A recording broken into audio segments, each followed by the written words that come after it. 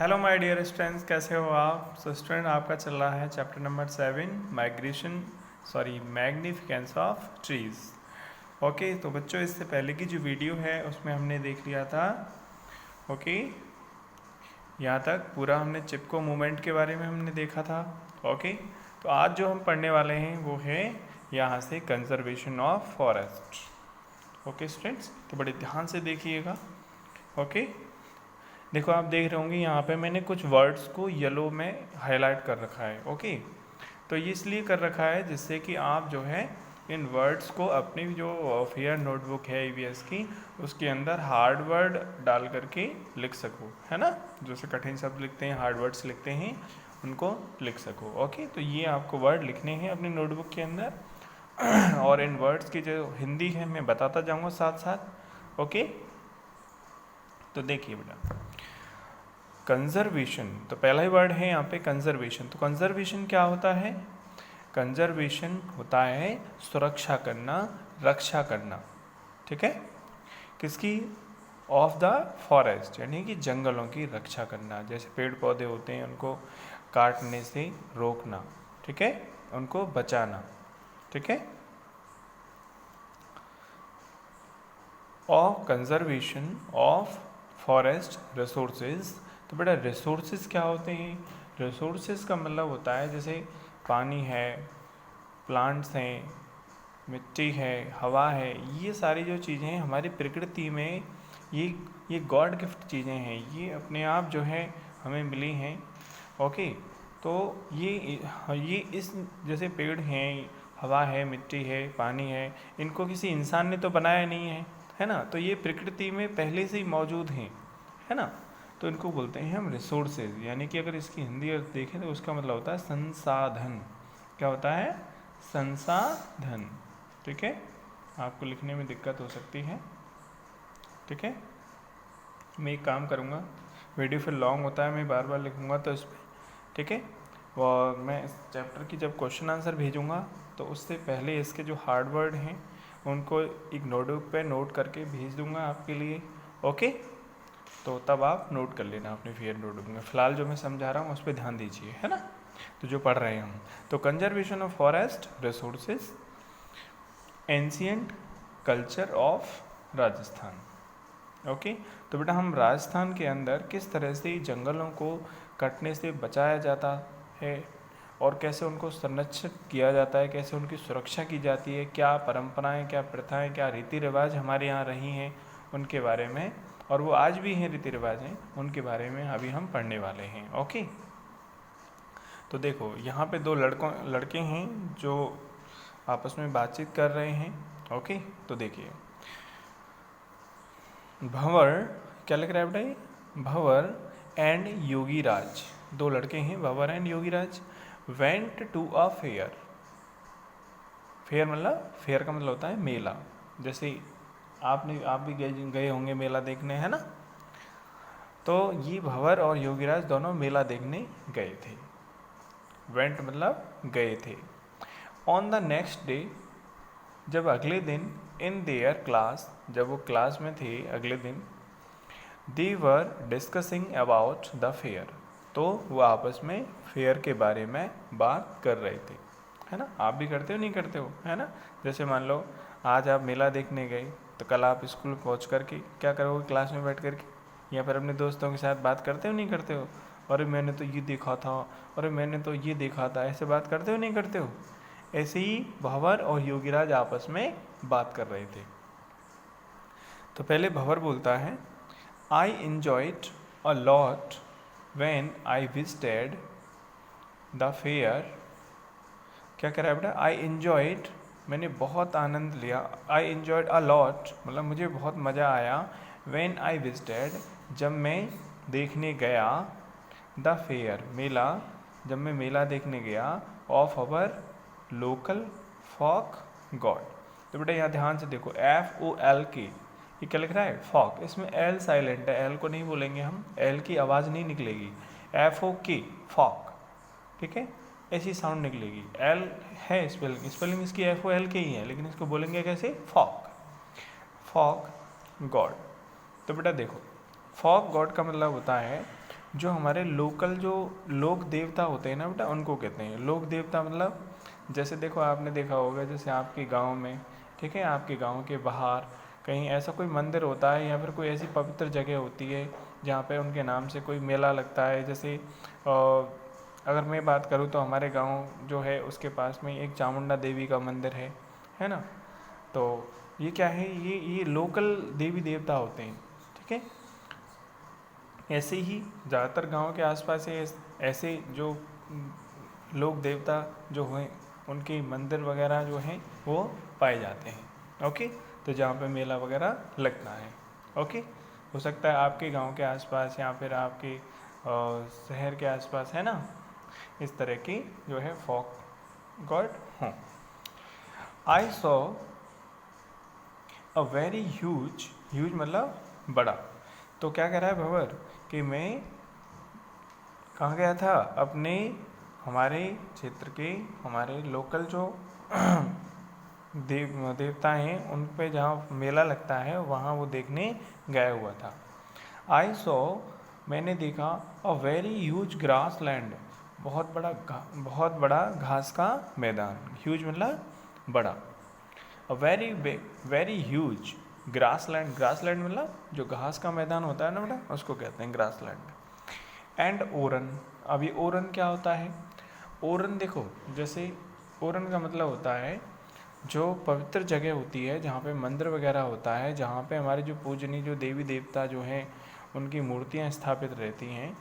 तो वहाँ क्या है कि वहाँ परमिशन नहीं होती है, वहाँ जो गांव वाले होते हैं, जो लोग होते हैं, वहाँ की जो आसपास के जो प्लांट्स हैं उनको कुल्हाड़ी से नहीं काटते, यानी उनकी रक्षा करते हैं, है ना।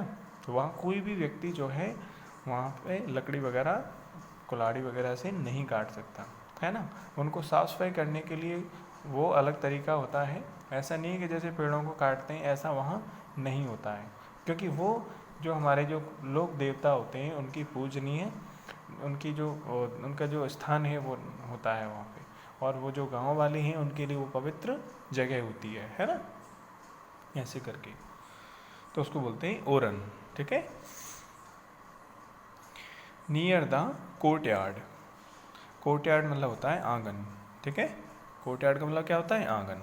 तो भंवर क्या बता रहा है कि मैं एक हमारे गांव के आसपास जो मेला लगता है उसमें गया था, और वहाँ मैंने बहुत बड़ा घास का मैदान देखा और एक देवभूमि थी उनको देखा, ठीक है। वहीं पे पास में एक बड़ा सा आंगन था।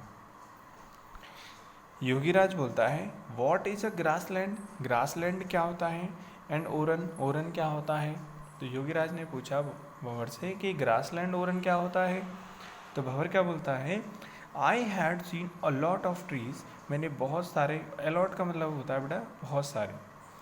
आई हैड सीन, मैंने देखे, अ लॉट ऑफ बहुत सारे, ट्रीज पेड़, श्रब्स, श्रब्स जानते हो बेटा, श्रब्स होते हैं जो छोटे पौधे होते हैं, ट्रीज तो बड़े बड़े होते हैं, है ना, जिनका इस टाइम काफ़ी मोटा होता है, जिन पे आप झूले वगैरह डाल करके झूल सकते हो, जैसे नीम है, पीपल है, बरगद है ना, ऐसे बड़े जो प्लांट होते हैं।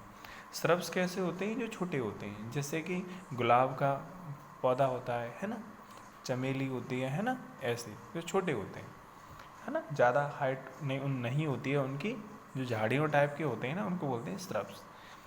तो क्या कह रहा है, I had seen a lot of trees, मैंने बहुत सारे पेड़ देखे और झाड़ियाँ देखी, एंड अनकल्टिवेटेड लैंड, अनकल्टिवेटेड मतलब जहाँ पे कोई खेती वगैरह के तौर पे उसको जुताई, जैसे खेतों में तो क्या करते हैं उसको जोत देते हैं और ऐसे करके, है ना, जुताई हो जाती है उसकी। तो वहाँ पे उसने ऐसी जगह देखी, जब वो मेले में गया तो उसने ऐसी जगह देखी जहाँ पे बहुत सारे पेड़ थे, झाड़ियाँ थी और पेड़ पौधे वगैरह ऐसे ही खड़े हुए थे, ठीक है ना। बाई ऑब्जर्विंग, ऑब्जर्विंग मतलब ध्यान से देखना, है ना।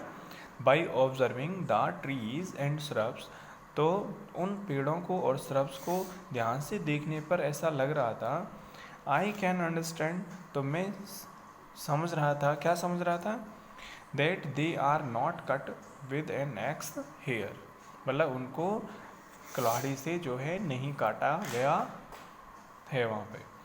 ओके, तो पता चल जाता है कि किस तरह से पेड़ों को जो है शेप दी गई है, काटा गया है। तो कुल्हाड़ी से इन पेड़ों को नहीं काटा गया है। तो उसने ऐसी जगह जो है मेले के अंदर देखी, ओके, जहाँ पे बहुत सारे पेड़ थे, झाड़ियाँ थी, ठीक है, और ऐसे ही बड़ा सा ग्रास लैंड था, ठीक है, ऐसे करके। तो बेटा उसी जगह को बोला जाता है ओरन, ओके। देखिए आगे,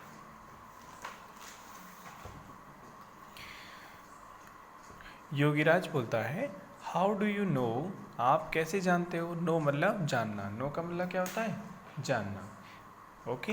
हाउ डू यू नो मतलब हाउ मतलब कैसे, हाउ का मतलब क्या होता है, कैसे, नो मतलब जानना। तो हाउ डू यू नो, आप कैसे जानते हो, सो मच इतना ज़्यादा, about all these things in सभी चीज़ों के बारे में आप इतना ज़्यादा कैसे जानते हो। तो योगीराज जो है उसको बड़ा आश्चर्य हुआ कि भाई आप कैसे जानते हो इतनी सारी चीज़ें, ओके। तो देखो भंवर क्या बोलता है फिर, the people in my village do not cut, मतलब हमारे गांव में जो लोग हैं डू नॉट कट नहीं काटते हैं, द वुड लकड़ी को, फ्रॉम द फ्रॉम, फ्रॉम का मतलब होता है बेटा से, फ्रॉम का मतलब क्या होता है से, ओके।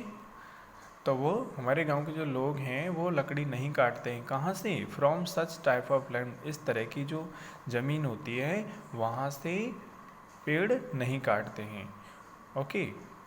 टू नो मोर, ज़्यादा जानने के लिए वी आस्क अवर टीचर, ज़्यादा जानने के लिए अगर हम इस चीज़ के बारे में ज़्यादा जानना चाहते हैं तो हम अपने टीचर से पूछते हैं। तो भंवर जो है उसने बोला कि एक काम करते हैं, हमें तो इतनी जानकारी है, लेकिन अगर हमें ज़्यादा जानना है तो हमें टीचर से इसके बारे में बात करनी होगी, तो वही हमें बताएंगे, ओके।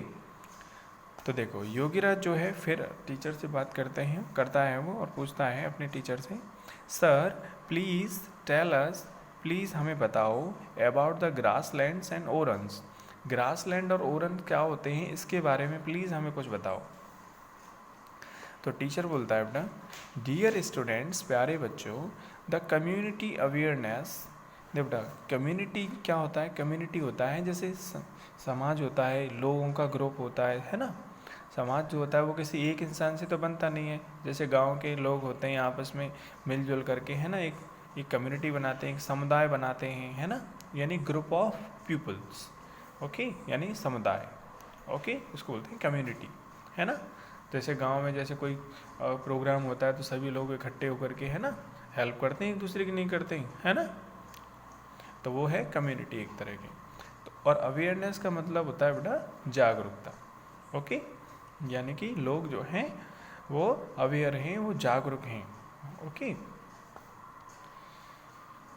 इन राजस्थान, तो क्या बोले teacher, dear students, the community awareness in Rajasthan, Rajasthan में जो सामुदायिक जो जागरूकता है, लोगों की जो जागरूकता है, to save the environment, environment को बचाने के लिए, एज ओल्ड मतलब वो काफ़ी पुरानी है। तो टीचर ने बोला कि बेटा हमारे राजस्थान के अंदर जो पर्यावरण है, जो एनवायरनमेंट है हमारा, इसको बचाने के लिए, उसको कंजर्व करने के लिए बहुत पहले से ही जो है लोगों के अंदर अवेयरनेस है। The land area near the villages is conserved, तो क्या बताया टीचर ने, the land area near the village, गांव के पास जगह, हर गांव के पास, लगभग हर गांव के पास आसपास जो है कुछ जगह होती है, इज़ कंजर्व्ड, उसको क्या किया जाता है बेटा, उसको रिजर्व कर दिया जाता है एक तरह से, उसको कंजर्व किया जाता है, उसको रक्षा की जाती है उसकी, वहाँ से परमिशन नहीं होती है किसी भी व्यक्ति को प्लांट वगैरह काटने की, ओके ना, वहाँ पे हम कोई पर्सनल उनको पेड़ों को काट करके कुछ अपना बना सकते हैं ना कुछ, है ना, आपने देखा होगा, है ना, मंदिर वगैरह जो हैं हर गांव के आसपास मिल जाते हैं, वहाँ पेड़ वगैरह लगे रहते हैं। By naming it after any regional God, okay. तो बेटा हर गांव में जो है एक जगह होती है जो कि उसको कंजर्व करके रखा जाता है, उसको संरक्षित करके रखा जाता है, और क्यों रखा जाता है, किन के लिए, किन के नाम से, और क्योंकि वो जो वहाँ के जो उसी पर्टिकुलर एरिया के जो जो लोग जो होते हैं, लोग मतलब जो हमारे जो पूर्वज जो देवी देवता हैं, ओके, तो उनके नाम से जो है जगह वहाँ पे रिजर्व की जाती है। जैसे गॉड, गॉडेस, कोई संत हो सकते हैं, है ना। और जैसे मैंने बताया था आपको, जैसे हमारे गांव के पास जो है एक चामुंडा देवी नाम से एक जगह है, वो काफ़ी फेमस है, और वो वहाँ पे परमिशन नहीं होती है प्लांट्स वगैरह को काटने की, है ना। और वहाँ को वो मतलब एक तरह से वो वहाँ कोई भी आदमी उसको वहाँ जा कर के कुछ अपना कोई रेजिडेंस वगैरह, अपना घर वगैरह नहीं बना सकता, उसमें तोड़ फोड़ नहीं कर सकता। ओके, वो उन्हीं के लिए रिजर्व है। Okay, this land is known as oran. तो बेटा ऐसी भूमि को क्या बोला जाता है? ओरन बोला जाता है। ओके, ओरन बोला जाता है। ठीक है। योगीराज, योगीराज बोलते हैं, sir do the villagers not cut the wood from this land? Do the villagers not cut, क्या गांव वाले नहीं काटते हैं द वुड, लकड़ी को, फ्रॉम दिस लैंड, इस ज़मीन से? क्या गांव वाले ऐसी जगह से लकड़ियों को नहीं काटते हैं? टीचर, टीचर ने बोला यस, हाँ, the villagers do not cut. Yes बेटा, विलेजर्स जो हैं वो लकड़ी नहीं काटते हैं। द वुड फ्रॉम हेयर, यहाँ से लकड़ी नहीं काटते हैं। The main reason for the conservation of grazing land, grass land and orans. तो बेटा देखिए, the main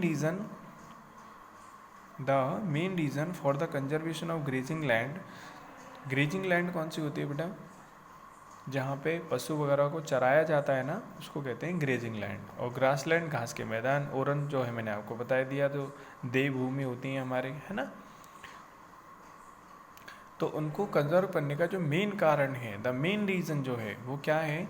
is that the local people, जो वहाँ के जो लोग होते हैं, हैव अ फीलिंग, वो सम्मान करते हैं, वो रिस्पेक्ट करते हैं टूवार्ड्स द एनवायरमेंटल अवेयरनेस, वो पर्यावरण की प्रति उनकी जो जागरूकता है उसको बनाए रखते हैं और उसका सम्मान करते हैं। इस तरह से वो प्लांट्स वगैरह को काटने की परमिशन किसी को भी नहीं देते हैं। ओके, आगे देखते हैं बेटा। अब योगीराज कहता है, sir the villagers also discuss about the laws, जो गांव वाले हैं वो डिस्कस करते हैं अबाउट द लॉज। लॉज मतलब कानून, लॉज आप जानते होंगे, है ना। लॉज का मतलब क्या होता है? कानून। Made by the government for this types of lands. तो इस तरह की जो लैंड होती है, जो ज़मीन होती है, उसमें जो गवर्नमेंट कुछ नियम बनाती है, गवर्नमेंट जो है, सरकार जो है, उसने भी कुछ कानून बनाए हुए हैं जिनके बारे में गांव वाले बात करते हैं। तो योगीराज कह रहा है सर से कि सर गांव वाले जो हैं ऐसे कानूनों के बारे में बात करते रहते हैं जो सरकार ने ऐसी ज़मीन को कंजर्व करने के लिए बनाए हुए हैं। तो टीचर बोलता है, यस योगीराज, हाँ Yogiraj, you are absolutely right. Absolutely मतलब बिल्कुल सही। ओके, तो क्या करें? हाँ योगीराज, तुम बिल्कुल सही कह रहे हो। राजस्थान गवर्नमेंट, हमारी जो राजस्थान सरकार है, हैज़ मेड अ लॉज, उसने नियम कानून बनाए हैं for the conservation of grass land. किसके लिए? For the conservation of grass land, grass land को, ग्रेजिंग लैंड को और ओरन्स को कंजर्व करने के लिए हमारी जो राजस्थान सरकार है उसने भी कुछ नियम कानून बनाए हैं। Due to the respect of local people. क्यों बनाए हैं? क्योंकि इससे क्या होता है, जो वहाँ के जो लोग हैं, जिस जगह पे ये ज़मीनें पाई जाती हैं इस तरह की, वहाँ के आसपास के जो लोग हैं उनका सम्मान बना रहे। Okay, towards the environmental awareness, क्योंकि जो लोग हैं वो एनवायरनमेंट के प्रति जागरूक हैं, अवेयर हैं। And the need for the conservation of environment, और एनवायरनमेंट को कंजर्व करने के लिए जो है सरकार ने जो है रूल्स बनाए हुए हैं। योगीराज बोलता है, sir due to the laws made by the government, मतलब सरकार ने जो नियम कानून बनाए हैं, ड्यू टू का मतलब होता है बेटा की वजह से या फिर के कारण, के कारण। Sir due to the laws, laws के कारण, मेड बाय द गवर्नमेंट, सरकार ने जो कानून बनाए हैं उसके कारण, एंड द कंसर्न, कंसर्न का मतलब है बेटा ध्यान। ओके, कंसर्न का मतलब क्या है? ध्यान। किनका ध्यान? जो गांव वाले जो है ध्यान रखते हैं उस जगह का। ओके, तो सरकार ने जो नियम बनाए हैं उनके कारण, and the concern of the local people toward the environment, और एनवायरनमेंट के प्रति जो लोगों का ध्यान है उसकी वजह से conservation the grazing land, grass land and orans are conserve in the rural area. जो रूरल एरियाज क्या होते हैं बेटा? जो गांव, ग्रामीण एरिया होते हैं ना, जो गांव का जो क्षेत्र होता है उसको बोलते हैं रूरल एरियाज, ग्रामीण क्षेत्र, गांव वाला क्षेत्र। ठीक है, तो गांव में जो है इसी तरह से ग्रास लैंड को, ग्रेजिंग लैंड को और ओरन भूमि जो होती है उसको संरक्षित यानी कंजर्व किया जाता है। ओके, सिमिलरली इसी तरह in Rajasthan the forest in different regions, जो जंगल हैं बेटा राजस्थान में अलग अलग क्षेत्रों में, रीजन्स मतलब क्षेत्र, अलग अलग जो क्षेत्र हैं उनमें आर कंजर्व किए जाते हैं थ्रू वेरियस कस्टम्स। कस्टम्स का मतलब होता है रीति रिवाज, और ट्रेडिशन का मतलब होता है परंपरा। ओके, तो बेटा राजस्थान के अंदर जो है जंगल हैं उनको भी संरक्षित किया जाता है अलग अलग क्षेत्रों में, किसके द्वारा? रीति रिवाज जो है जो पहले से बनी आ रही हैं और परंपरा है हमारी। ठीक है, इस तरह से। तो ओके स्टूडेंट्स, तो आज के लिए बस इतना ही। आई होप कि आपको समझ में आ गया होगा कि हमारे राजस्थान में प्लांट्स को, एनवायरनमेंट को बचाने के लिए लोग जो है कितनी अवेयर हैं, कितना उनका ख्याल रखते हैं, है ना, कितनी उनकी इम्पोर्टेंस समझते हैं। ओके स्टूडेंट्स, तो अगेन, तो आज के लिए बस इतना ही। मिलते हैं कल के वीडियो में, तब तक के लिए bye bye and take care, thanks for watching.